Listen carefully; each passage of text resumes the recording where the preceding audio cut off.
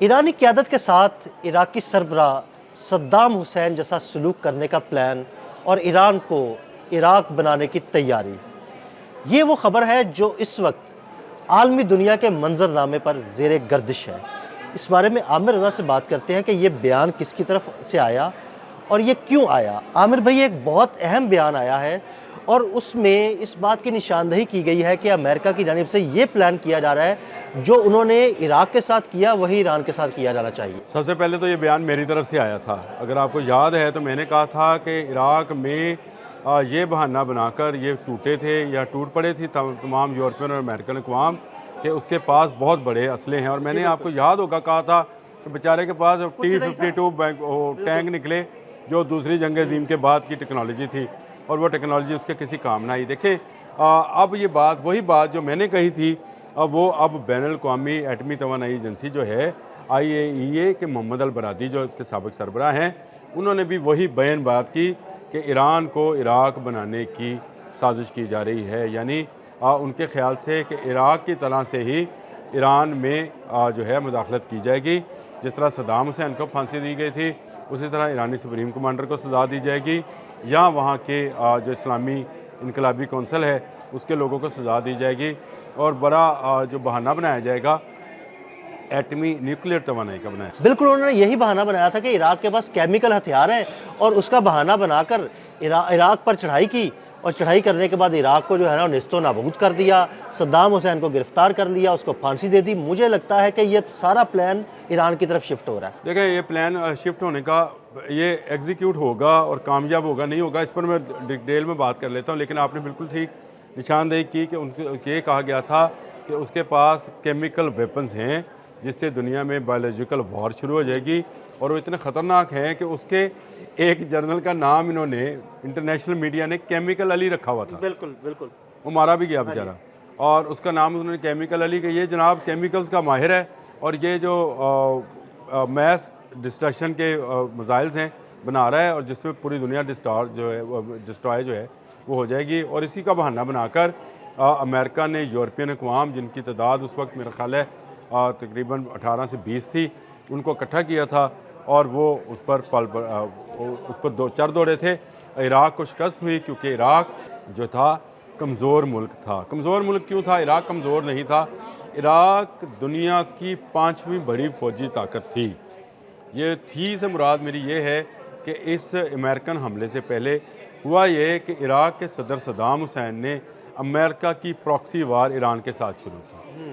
8 سالہ جنگ میں عراق کا بے پناہ اور بے انتہا نقصان ہوا، جانی بھی، مالی بھی، اور اس کے اسلحے کا بھی۔ یعنی وہ جو طاقت 5ویں نمبر کی طاقت تھی دنیا میں، وہ گرتے گرتے وہ دنیا کے کوئی 30ویں 34ویں نمبر پر چلی گئی، اور وہ بالکل ایسے تھا جیسے ایک نہتا ملک ہے۔ تیل کی دولت سے مالا مال تھا، ایران کی سرحد کے ساتھ تھا۔ امریکہ کے لیے یہ سوٹیبل تھا کہ وہ ایک ایسے ملک میں جو 8 سالہ جنگ میں خالی ہو چکا ہو اس پر قبضہ کر لے۔ اس کے لیے ایک کہانی گھڑی گئی۔ پہلے عراق کو ایران کے خلاف لڑوایا۔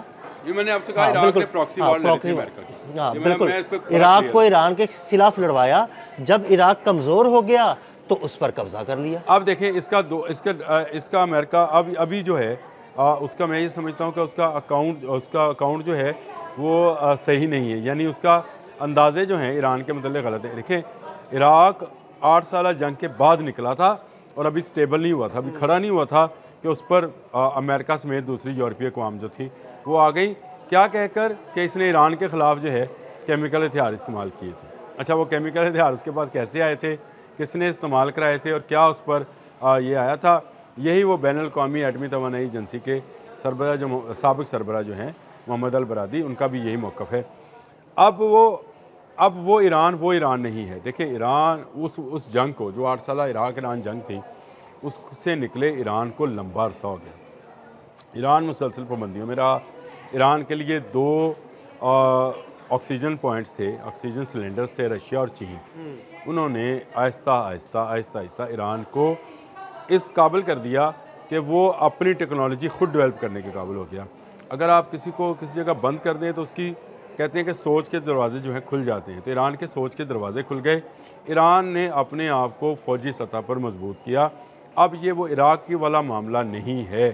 ہاں بہانہ وہی ہے، اس کے لیے کیمیکل تھا، اس کے لیے نیوکلیئر ہے، تو اس کے لیے کہا جا رہا ہے کہ اس کے نیوکلیئر ریئیکٹر جو ہیں دنیا کے لیے خطرہ ہیں. اب فرانس اور جرمنی جو ہے وہ بھی شامل ہو گئے اور انہوں نے یہ کہا ہے کہ ایران کو دہشت گرد ملک قرار دے دیا جائے، یعنی پاسداران اسلام کو دہشت گرد فورس قرار دے دیا جائے.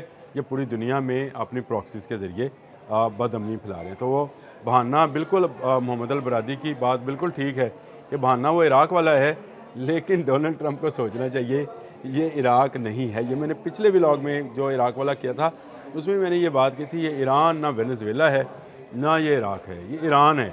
اور ایران کو جاننے کے لیے اس کی تاریخ کو جاننا بڑا ضروری ہے. اور میرا خیال ہے لوگ ہیں، بہت جنگجو لوگ. میرا خیال ہے یہ ہے کہ یہ قوم کبھی غلام رہی نہیں ہاں ہے، جی بالکل. اور یہ قوم کبھی جو ہے کسی ایک موقع پر جو ہے وہ اگر اسٹرکٹ ہو جاتی ہے تو پھر اس کے بعد وہ اس پر سے ہٹتی نہیں ہے. ایسے ہی ہے. تو یہ ایک ایسی بات ہے جو میں یہ سمجھتا ہوں کہ امریکہ کے سوچنے کی ہے.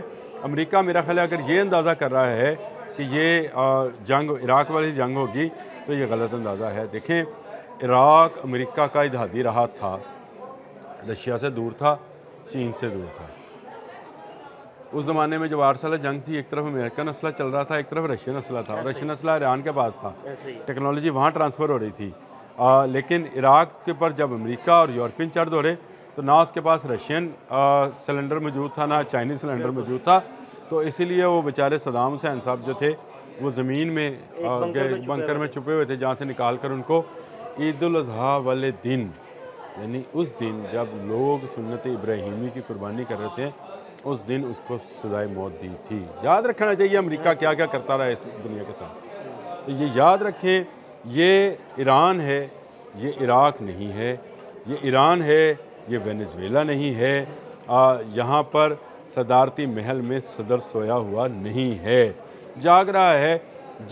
تو اس نے ترکی کے ذریعے پیغام دیا ہے کہ نہ ہم ایٹمی اپنی نیوکلیئر پاور کو رول بیک کریں گے، نہ اپنے میزائل پروگرام کو رول بیک کریں گے. تو یہ میں یہ سمجھتا ہوں کہ خام خیالی ہے امریکہ کی کہ اس کو عراق سمجھ لیا جائے. ہاں اگر محمد البرادی یہ بات کہہ رہے ہیں تو وہ ایک تجربے کی بنیاد پر بات کہہ رہے ہیں، کیونکہ اسی طرح کے الزامات، جس طرح کے الزامات صدام حسین پر لگائے گئے تھے، اسی طرح کے الزامات اس وقت یورپین اور امریکنز جو ہیں چین پر ایران پر لگا رہے ہیں.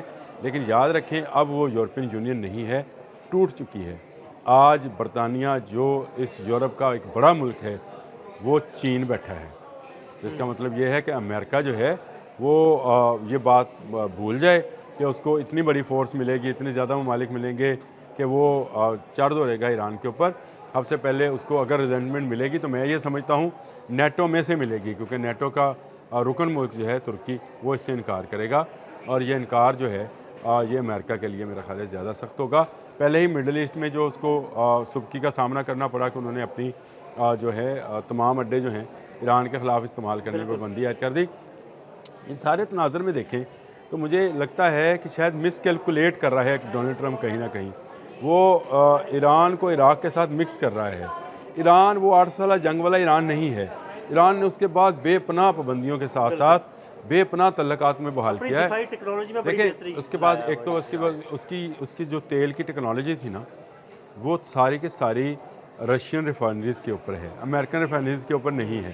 عراق کی ساری آئل کی ٹیکنالوجی جو تھی امریکن ریفائنریز کے اوپر تھی. یہ بڑا فرق ہے. کروڈ آئل کو صاف کرنے کے لیے بھی ٹیکنالوجیز ہیں.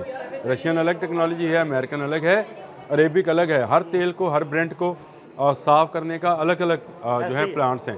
تو یہ بات سمجھنی چاہیے. ایران ایک مضبوط ملک ہے، اور ایران انشاءاللہ تعالی جو ہے اس خدشے اظہار تو کیا جاتا ہے کہ اس کو عراق سمجھا جائے گا، اور عراق کی طرح ہی اس پر جو ہے وہ چڑھ دوڑیں گے. میرا خیال ہے یہ اتنا آسان نہیں ہے. بھرپور مزاحمت کا سامنا کرنا پڑے گا، اور ایک بڑی جنگ جو ہے خطے میں ہو سکتی ہے. اب وہ ٹینکوں والی جنگ ہے بھی نہیں. اب جنگ وہاں سے نکل کر میزائلز تک چلی گئی ہے، اور میزائل ٹیکنالوجی جو ہے وہ SBM تک چلی گئی، MBS کی تک چلی گئی، اور IBM تک چلی گئی. جس کا مطلب یہ ہے کہ یہ ٹیکنالوجی جو ہے آئے روز ایران حاصل کرتا جا رہا ہے. یہ ایک خوش آئند بات ہے کہ ایران کو اپنے دفاع کا خیال تھا عراق جنگ کے بعد بھی، اگر نہ ہوتا تو ایران آج ایک ایسی قوت نہ ہوتی جس کو دنیا کے 200 سے زائد ممالک میں 19واں نمبر حاصل ہے تمام پابندیوں کے باوجود۔ آج وہ 19ویں نمبر کی فورس ہے، تو یہ اس کو عراق مت سمجھا جائے۔ میرا حال محمد البرادعی کے خدشات ٹھیک ہیں، لیکن کیلکولیشن آف ڈونلڈ ٹرمپ جو ہے وہ صحیح ہے۔ بہت شکریہ عامر رضا، بالکل عامر رضا نے بڑی تفصیل کے ساتھ اس سارے معاملے پر روشنی ڈالی۔ عدیل احمد اور عامر رضا کو اجازت دیجیے گا، اللہ حافظ۔